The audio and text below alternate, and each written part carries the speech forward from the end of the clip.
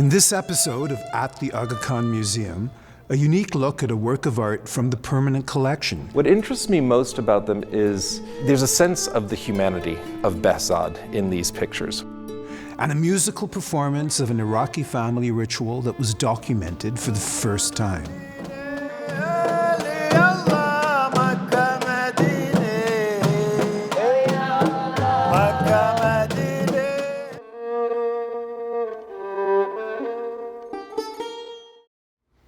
Hello, and welcome to At the Aga Khan Museum.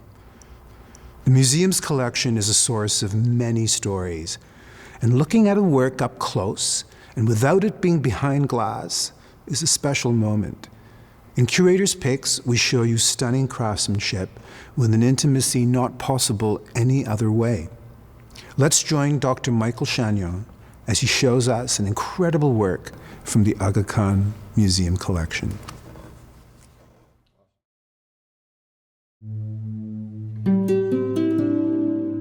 We're looking at two examples of work in the Aga Khan Museum's collection by the same painter. These are works by Kamāl al-Din Behzād, and Behzād is considered the luminary of Persian painting. He lived from about the mid-15th century to the first couple decades of the 16th century. Had a really interesting career that had him start out at the great court of the Timurid prince Sultan Hussein Baikara, centered in Herat in present-day Afghanistan, and through the vicissitudes of war and so forth was eventually brought to the court of the Safavid monarchs, the Safavids of Iran. So we're looking at two examples of work by Behzād. What interests me most about them is there's a sense of the humanity of Behzād in these pictures. One is a portrait of a poet whom he would have known personally. As we can see in the inscription in this top line of writing here, writing in gold, this says that it's a portrait of Abdullah Hatifi. And Hatifi was a 15th century poet at the court of Hussein Baikara. We can see just this incredibly fine work to create these gradated tones in the beard. We can see the lines in Hatifi's face that really convey a sense of his age and essentially his wisdom. There's a sense of camaraderie, in a sense, that he wanted to commemorate this person and that he created a picture of Hatifi that is so personal and so individualized. We see Hatifi wearing a red baton in his turban. The red baton is a symbol of the Safavid dynasty, the dynasty that begins ruling Iran in 1501 and that institutes Shi'ism as the state religion of Iran. What's interesting here is that we therefore know that this portrait of Hatifi was made after the Safavids conquer Herat, and it also shows something very interesting about Hatifi. Hatifi is a Shiite, and here we can see that he's begun to wear the baton, showing his allegiance to the new Shiite rulers of the nation. In the other instance, we have a really fine pen and ink drawing by Behzād, showing animals in sort of a landscape. You can see here how Behzād has really mastered the technique of drawing, where he modulates the tone, the outline of the forms by adding more or less pressure at different points to create a sense of volume or depth of these forms, the tree and the rock in particular.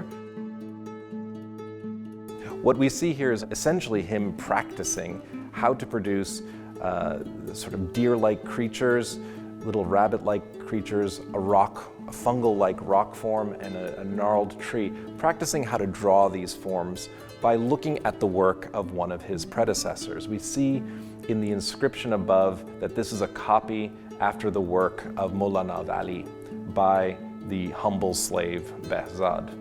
This is a way of him denigrating himself. I'm a lowly slave compared to the great master. And it's a really wonderful slice of history for this incredibly important figure in the history of Persian art. These inscriptions that we see on both of them, which contain Behzād's name, were added at a moment when these works were incorporated into a royal album produced for one of the Safavid princes, the brother of the Safavid monarch Tahmasp. There are many works that are thought to have been by Behzād that are in collections around the world, but really only very few of them can be verified as being in his own hand. And here we have two works with these inscriptions that really tell us these are most definitely works by Behzād. What's remarkable is that these are produced in an era before electric light, before people could really could see up close using different kinds of lenses and so forth. This is all done by hand, by candlelight or daylight, using instruments that are incredibly refined, like a paintbrush with a single hair, let's say, or a really finely sharpened pen. I've been doing this work for 20 years, and it still excites me to see these in person.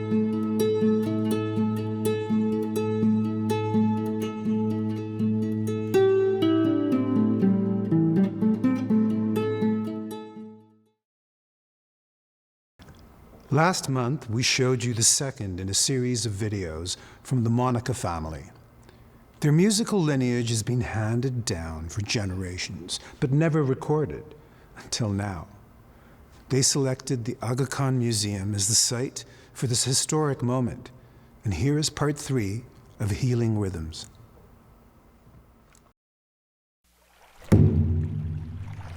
I am Salah Moneka, the father. And this is Tara Moneka, and I am the daughter. And this is Ahmed Moneka, and I'm the son. The Moneka family is an Iraqi family with an Afro ancestor. We are here to celebrate the Black History Month and do our ritual that never been filmed or documented to preserve the secret and the ethnicity of the experience. But now is the time to share with you all the history of the Moneka Sufi music here at the Aga Khan Museum. The third mood is Shtimiri, and the first song, Mecca Medina.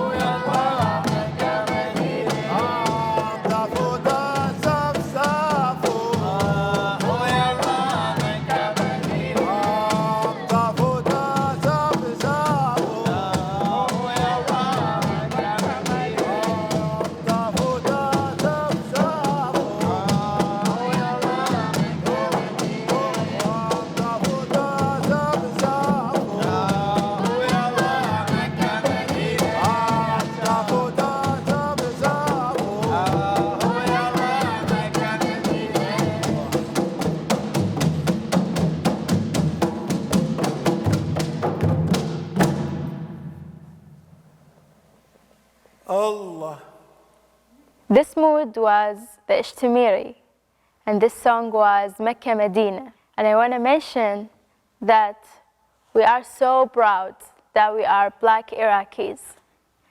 And in a personal way, I'm so proud that I'm Black Iraqi. It makes me feel so special. And to do this in this Black History Month here in the Aga Khan Museum, like to share this, our history, it's so nice to mention that there is Black in Iraq and to make them feel more confident.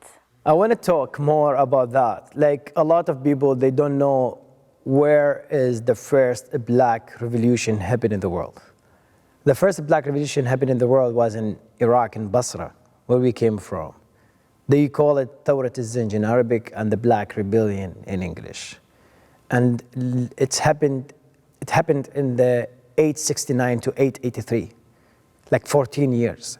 And they took part, a huge part of south of Iraq, the one like Basra and up north of Basra as well, and the marshes where the Sumerian was also in Iraq, because they brought a lot of Black people from East Africa through the Pacific and the Arabian Sea and to Arabian Gulf, or what they call Persian Gulf as well. And because it was the Abbasi Khilafah at that time, Abbasi Empire, and there was the oppressing a lot of people. And so it was a huge revolution because there was like lack of justice and they didn't give them. Also my family, they don't like to talk about this because they say this is so politic. And I agree, like my family, they focusing about the ritual and the surviving of this ritual and the Sufism part of it, the spiritual part of it.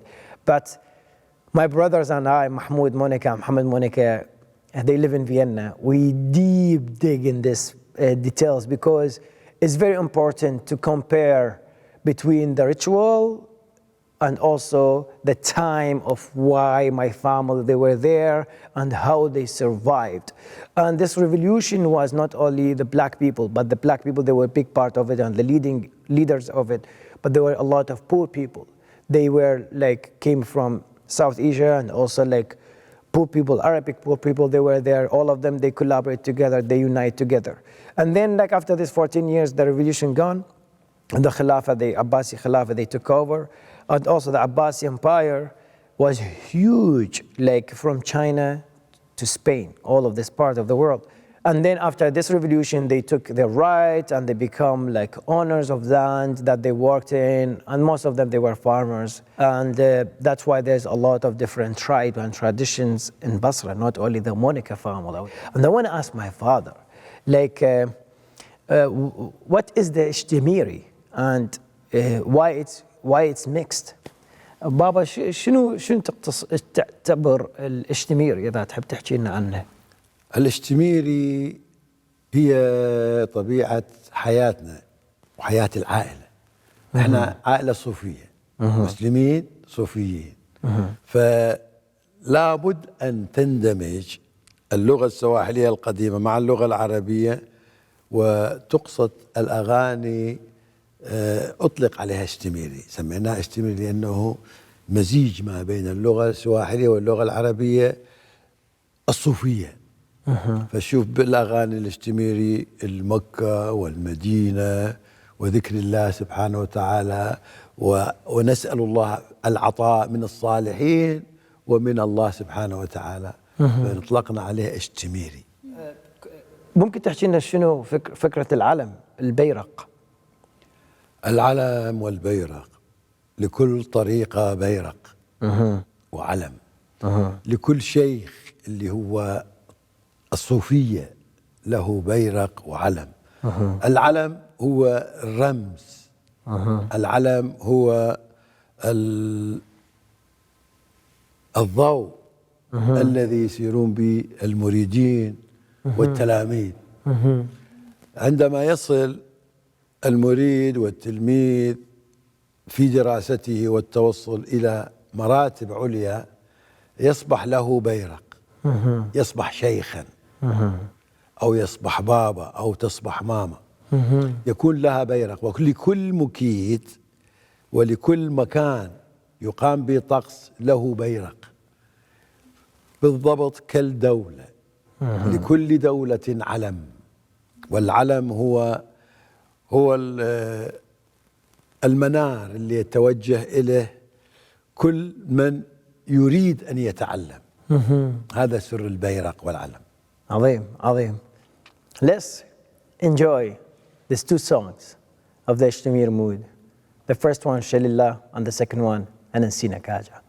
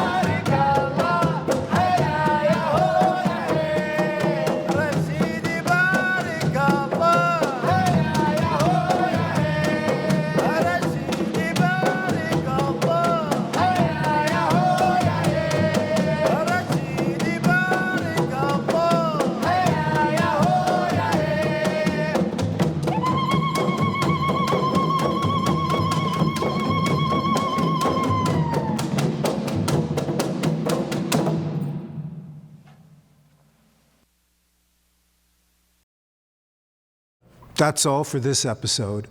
Thank you for joining us from everyone at the Aga Khan Museum in Toronto. I'm Amirali Alibhai.